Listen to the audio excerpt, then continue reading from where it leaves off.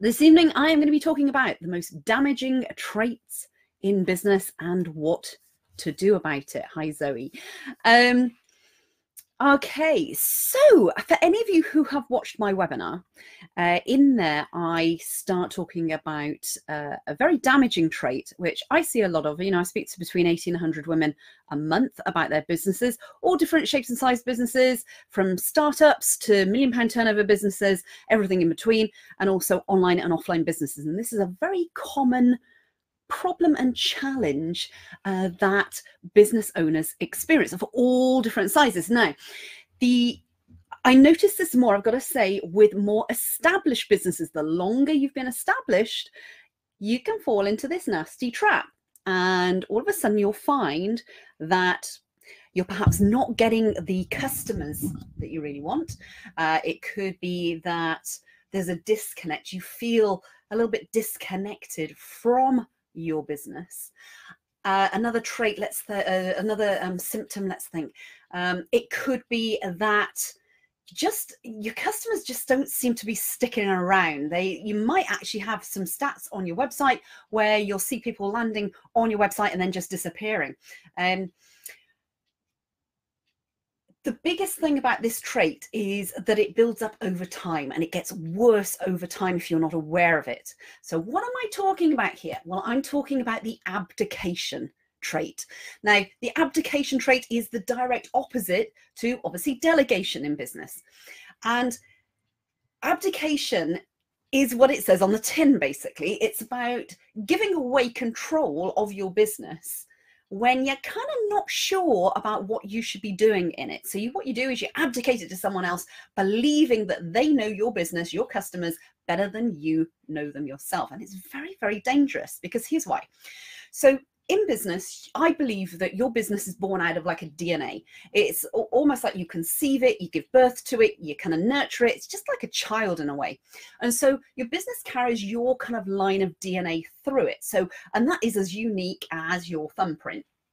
Now, what happens over time is that if you start abdicating out your business, so let's take an example of big abdication, would be if you went to a website developer, designer, and you just handed over your business and you said, build me a website, and I don't really care about the color, I think that my colors are kind of this, and this is kind of my logo, but just design me a pretty website, okay, which is more common than you would believe, right? What happens is your website gets designed and it looks gorgeous. You might have a really lovely looking website, but there's a mismatch with your DNA, the values of your business, what it stands for. And more importantly, if you don't know who your ideal customers are, what can happen is it can really alienate and repel your ideal customers.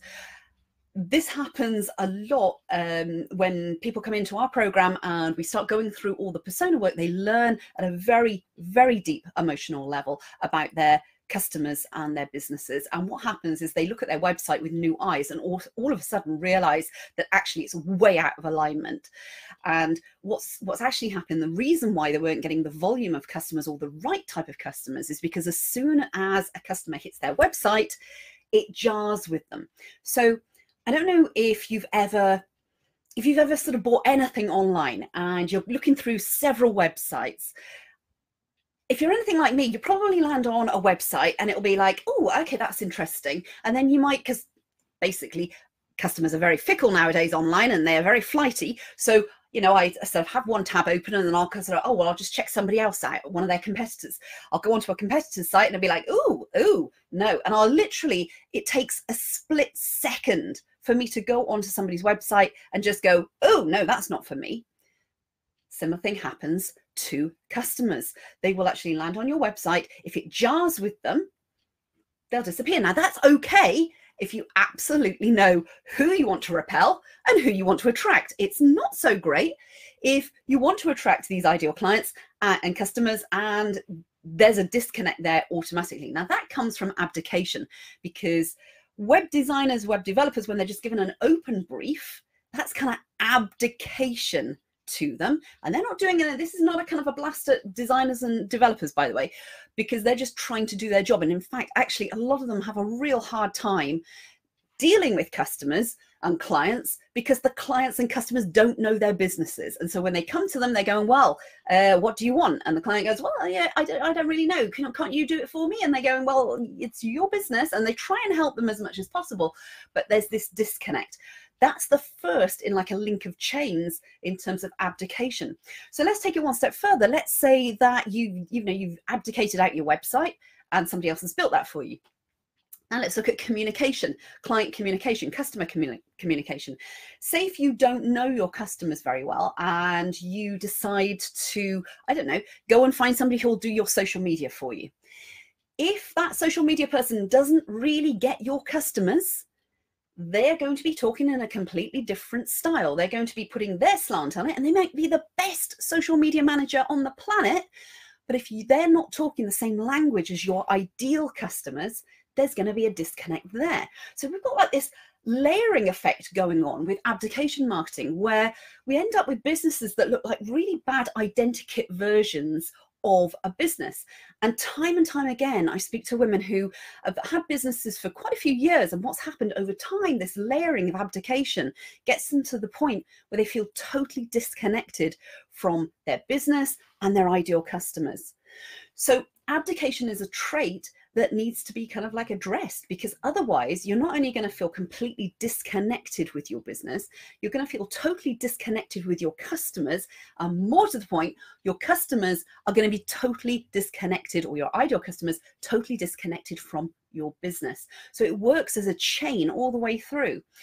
So what can we do about this? Well, it makes sense, doesn't it, to actually take full responsibility back for our businesses, take our power back in business, and actually learn about our customers, the communication needs, where these people are, how to reach them effectively. Because quite honestly, you can't reach anybody unless you know who they are.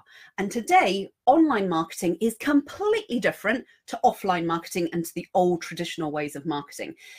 There are hundreds and hundreds and hundreds of ways of getting in front of customers nowadays. That is not the problem, folks. You can go out right now and you could Google sales funnels, landing pages, all of the infrastructure stuff. And if you have not dialed in the firm foundations of your business in terms of how to communicate with your customers online in a similar style that you would offline, if you can't convey that emotion in your selling and connection, then what happens is you just end up with a load of infrastructure and you still can't understand why you are not getting customers converting. So this is all about going back to basics and foundations, because just like if you were going to build a skyscraper with a penthouse on top, the first thing you do is you look at the blueprint. You don't start building the floors. And that is what I find and I see every day, is businesses are they're wobbling because they haven't built the foundations firm enough, and they've gone whizzed off straight away on what marketing activity should I do? Where should I go for this? What sales funnel do I need? How do I do advertising? How do I do all of this? And it's like, hang on, where are your foundations? And they're like, oh, I don't need the foundations. I know who my customers are.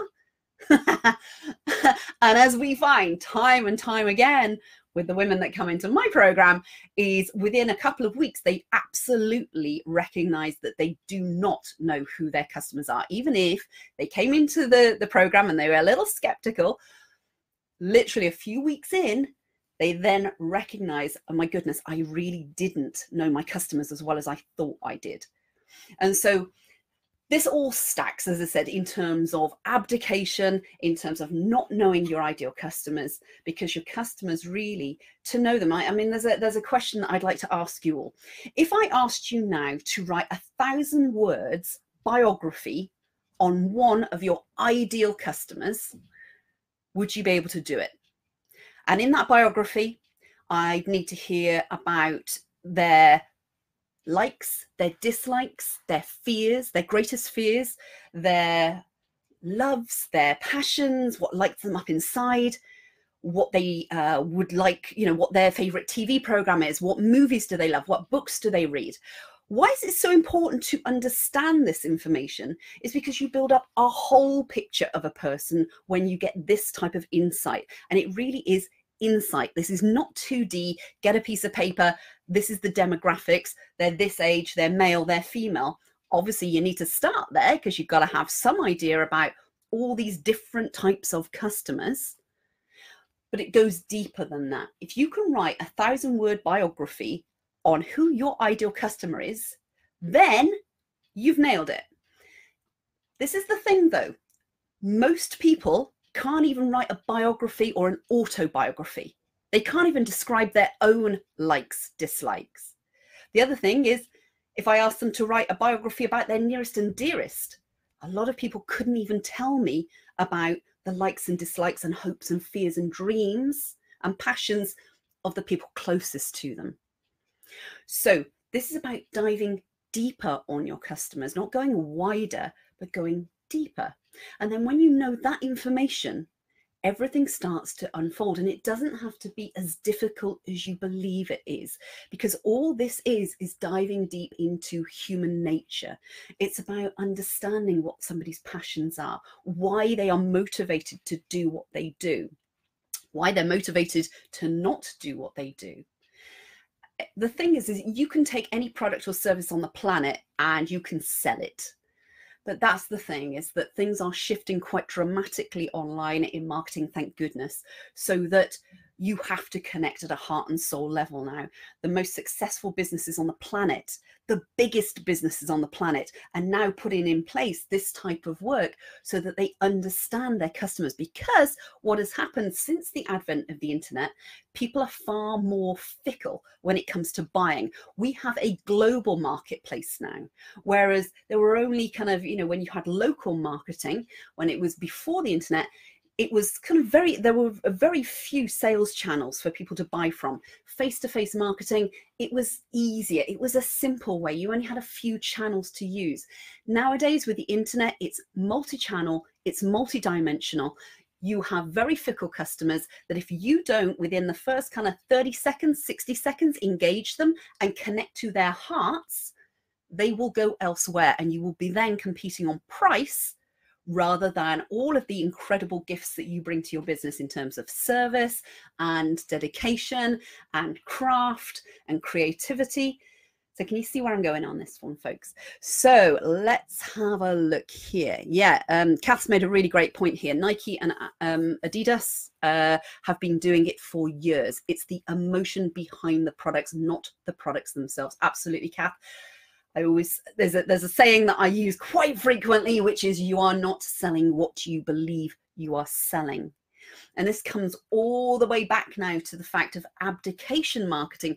If you don't truly know who your customers are, how on earth can you brief anybody else? Because it's not a case of, I'm not saying with abdication marketing that you have to take back everything and do everything yourselves. I am not saying that whatsoever. I actually want people to delegate out the things that they're not particularly great at or they don't really want to do. But you as a business owner have a duty of care, not only to your business, but to your customers. This is about actually sort of understanding who your customers are and where they are, and knowing your business well enough to be able to communicate all of this out in a very succinct way. And because when you're able to identify who your customers are, the next stage is understanding how to communicate all of this. Because there's one thing knowing your customers at this level, there's another thing altogether about how you actually put the emotion into copywriting, for instance. Because let's take that infrastructure stuff I was talking about. Anybody, anywhere now on the planet, if they want a sales funnel, they just go and get one. There are cookie cutter sales funnels, landing pages. They're 10 a penny. You can get them everywhere. Just go into Google, look on Facebook. They're everywhere. If those infrastructures alone brought you customers, there wouldn't be so many people who are going broken out of business. The problem comes is that you need more. You need the infrastructure, but you also need the emotion coming in. This is very masculine and feminine flows in business.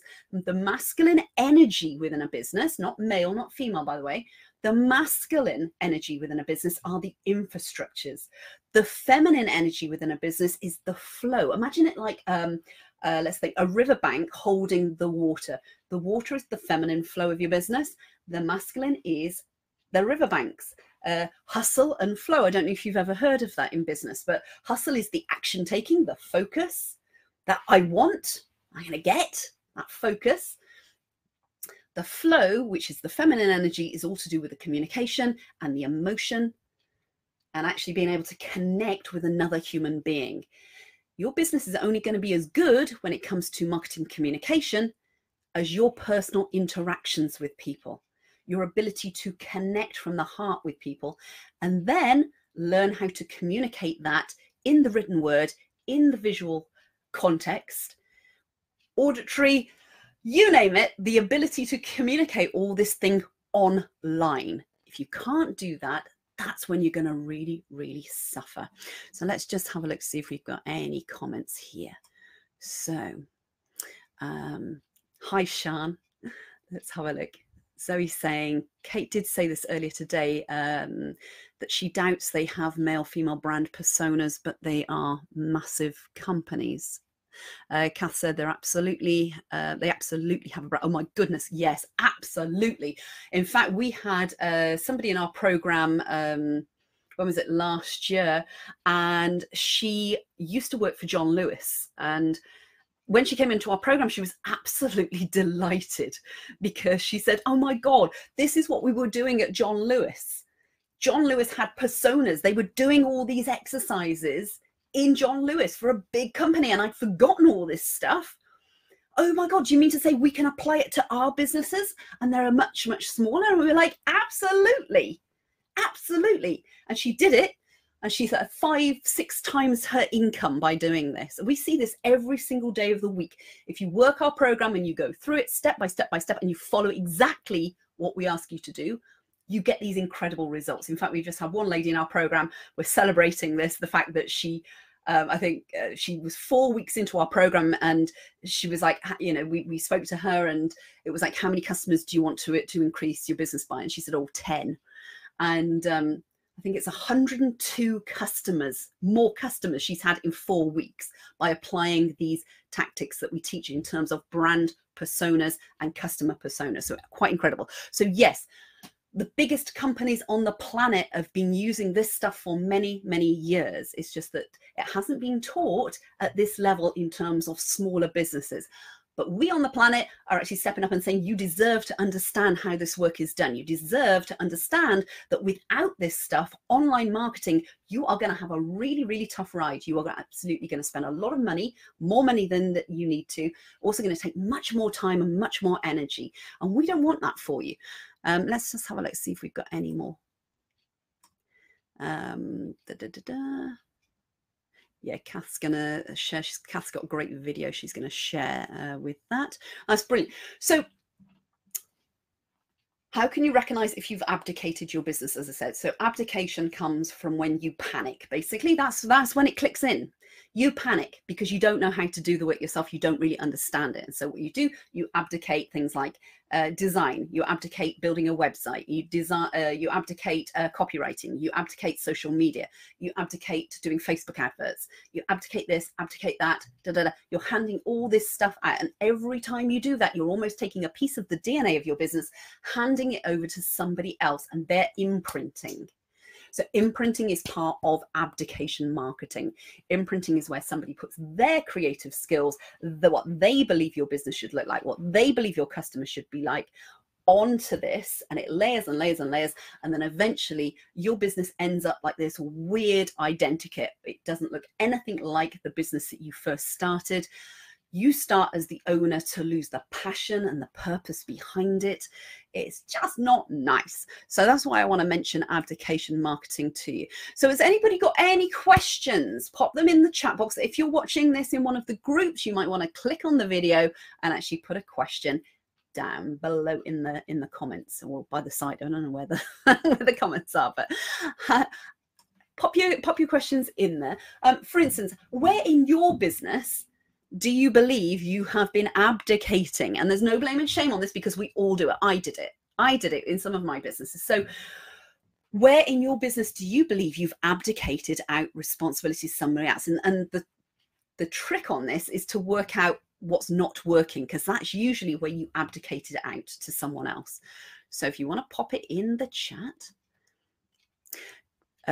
Sean said, have I abdicated with my website? Now, that's a really great thing. Now, Sean, no, you haven't. And the reason why is because you're in our program. And in our program, we are big believers and we stand very firm by this, which means that everybody has to go through our persona workshops. When they go through our persona workshops, our creative team, our creative expert, Kath, is actually on the calls, and Kath is absorbing and taking notes and everything, and she's really feeding into what she is hearing from you and what you're learning, because of course our persona, our very powerful persona workshops, what we're doing is we're helping you tap into what you already know at a very deep subconscious level about your customers and also about your brand.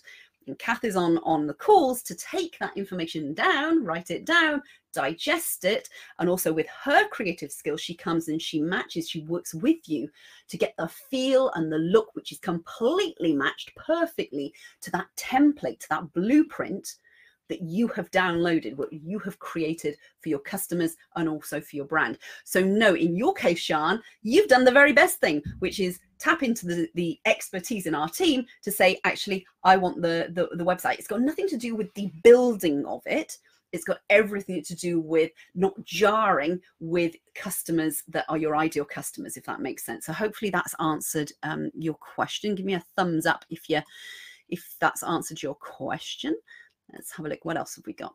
Oh yeah, Kath's just, there we go. Kath has beautifully posted in here a video, a YouTube video. She says, this is a very small version of the one I was looking for. Hopefully makes the point. It's a Nike branding strategy, emotional branding using the story of heroism. I think that says, it's, yeah, it's at the bottom of my screen. So yeah, the big companies are using this. This is not, Sean says, thank you there. So brand personas, customer personas, these are not paper-based avatars. This is about delving very, very deep into the DNA of your businesses, the real passion and purpose behind them. This is about understanding what is the motivator, the driver, what is the persona, the powerful ID entity, as I call it, behind your business and brand. When you absolutely know that, there is no doubt in your mind about what you want it to stand for, what its values are, what its look and feel are.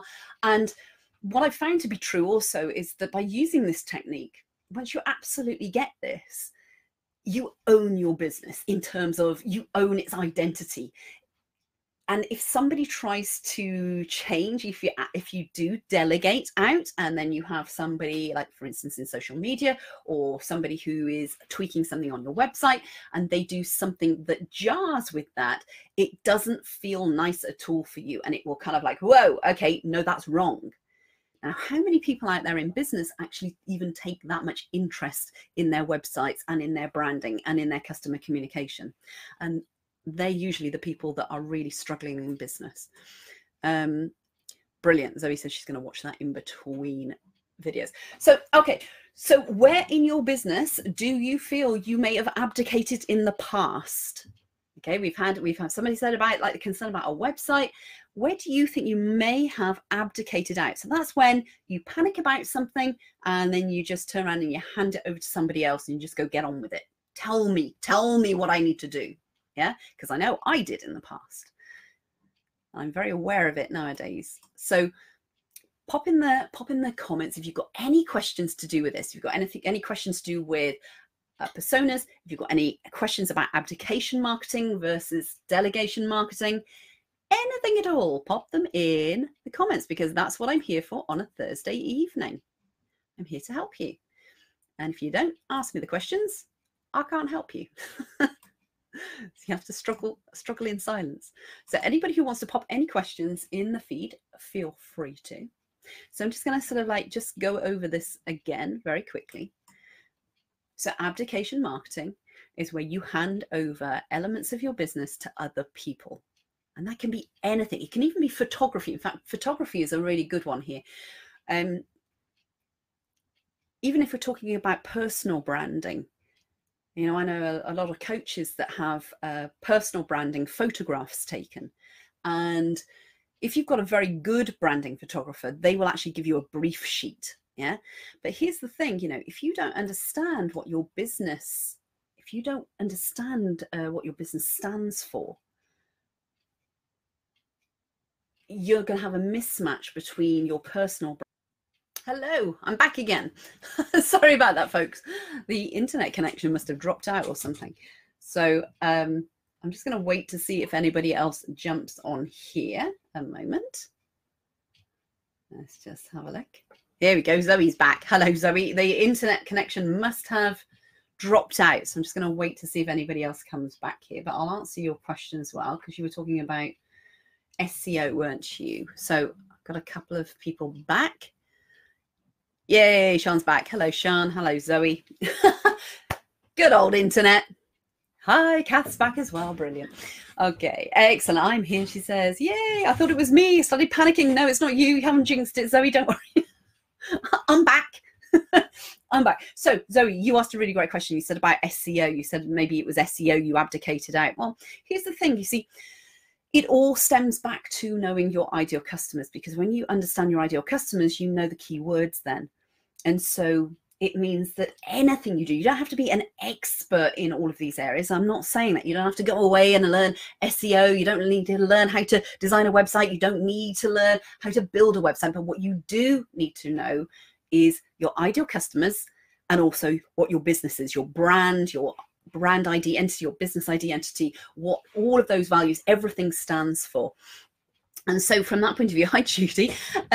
So from that point of view, SEO is an integral part. Yes, absolutely. You can absolutely abdicate and give away the keys to the kingdom in terms of your SEO. In fact, anything in your business that you just hand over and just go, can you find out this information for me? Because let me give you an example of this. So let's take SEO. Great example, Zoe. If you haven't done this work to find out who your ideal customers, we're not talking about anybody here. I mean, when we start in business, we tend to just scattergun approach, and we don't care who our customers are, if I'm truthful, you know, because, hey, I'm 25 years as an entrepreneur, and I did it myself when I started out. So when you start out up in business, it's all about kind of feeling your way and getting used to the business that you're in and what you're doing and your customers and everything. And there is a temptation when you're starting out to get sales. And so from that point of view, your marketing won't be that refined. But as you start developing the business, you start getting a little bit more discerning. It's like, I don't really want those people who are going to quibble about price. I really don't want the people that are going to quibble on this. I want people who are going to respect my products or services.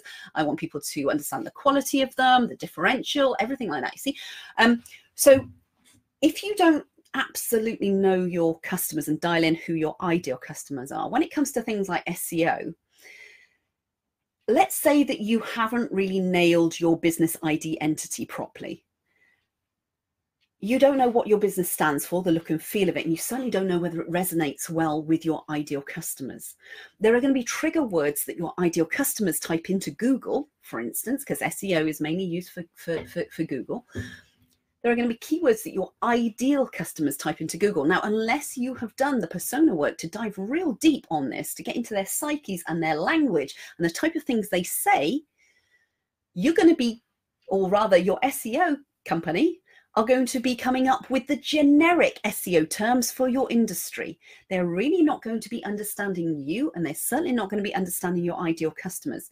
So by understanding your ideal customers, it means that you are a little bit more discerning, because you can look at something. You don't have to do the work yourself. You can say this, you know, you can brief your SEO agency. You can say, these are my type of customers. This is what they're interested in. This is what they hate. This is what they love. And I absolutely know that these are some of the key words that they would type in. And by the way, anybody that's watching this on replay that are in our program, we actually do a really big section about SEO and keywords so that you can dial all this in terms of your communications. There we go. And that, again, doesn't mean to say you have to become an expert in this. It's just that I want to tool you up so that you can actually brief suppliers with that firm power as a business owner, as a female business owner. So you can brief other suppliers and you can say, actually, that's not in alignment, or no, no, we don't use that keyword because it's not going to attract my ideal customers. Because you see, you could do all of this work. You could abdicate responsibility to an SEO agency, and they could completely screw you over because, again, they're generically marketing rather than specifically targeting who you want to target with keywords that they would type in. Hopefully that makes sense. There we go. Fab. So he goes, yay, as long as you know what you need from it. Yeah, absolutely. So this is about getting to know all of those foundation stones. And that's why these two very integral things, knowing your customers and really knowing your business, not at a surface level, not at a kind of 2D paper-based level, but really digging deep on this so that you are literally standing in the shoes of your ideal customers. You're looking through their eyes, you're hearing what they're hearing. In fact, we had a very, very powerful persona workshop this week where we actually did that. We actually stepped the client into her ideal customer, and she sat there and kind of listened, and she was like, my goodness, this customer, they hate background noise, they hate the chit chat, they hate that music that's playing, oh my goodness. And from this, she's gone away now, and it's like, my goodness, we need to change this up. We need to, like, that power comes from absolutely knowing who your customers are, where they are, and how they respond to different things. When you know that, you are able to then sit down and write, if you chose to, 1,000-word biography on your ideal customer. All right. And by the way, you have several ideal customers. You don't just have one. Some people watching this might turn around and say, well, I've got several. I don't want just one. That's niching. Oh my God. Niching is really good and very, very powerful when done correctly. I'm not saying you have just one ideal customer. You've got several. And each of those ideal customers are going to want something specific from you, a specific product or a specific service. So, yeah, and that's why we have to segment our marketing and not do that broad brush beige marketing, which just gets us lost and competing on price and products, features and benefits. Has anybody, before we go, got any more questions about abdication marketing? Because that's what we're talking about this evening. I'm sorry, I dropped out on the other live. The internet kind of crashed or something, I don't know. So if you've got any questions about that, let me know. Okay, I'm just going to wait a moment and then we're going to wrap it up. And you can watch this on replay. So as we said, Nike, all the biggest brands on the planet are using this work. It's just that it never really filtered down to a lower level. But now it is essential more than ever in the history to this point, because of the internet and because customers are so savvy, and it doesn't matter what infrastructures you have in place. If you cannot communicate with the customers and connect with them when you've got that, when you get in front of them, yeah, because getting in front of customers nowadays is very, very easy online. There are hundreds of different ways you can do it. But if it all worked, nobody would be having challenges in business, would they? So let's have a look. Sean say, I see where I've abdicated at times. Yeah, absolutely. Everybody in business, Sean, abdicates from some part of their business or other, and it's about being mindful about taking full responsibility for your business and your customers and what you are offering to the world, so that you can make decisions. And as I said, this isn't about doing everything in business yourself. This is about delegating out. But abdication comes from when you really don't understand your customers and your business, and so you just basically hand over to somebody else for them to tell you about your business. And that's not good, because there is only one person that should know about a business, and that is the owner. Yeah, and you should know it inside out. You should know your customers, how to communicate with them, what your business stands for, the brand values. Everything comes from the leader, because that makes a very powerful business owner moving forwards, and a stronger business. Because it's all about staying in business. It's really easy to set up a business nowadays. It is quite challenging sometimes, most of the time, to keep it going. And that's why so many businesses fail within just a few years. So anybody got any questions? You can pop it in the chat box. If not, I'm going to wrap it up for this evening. So, okay, I'm going to wrap it up now. If you have any questions, in addition to watching these videos, please pop them in the chat below. If not, I will see you next week. Have a fantastic weekend, whatever you're doing. Don't forget, one foot in front of the other. That's how we progress. That's how we move. We fail forward every time. Empty your cup. Be open to learning new things. That's all I would say as a message for tonight. So take care until I speak to you next. Bye.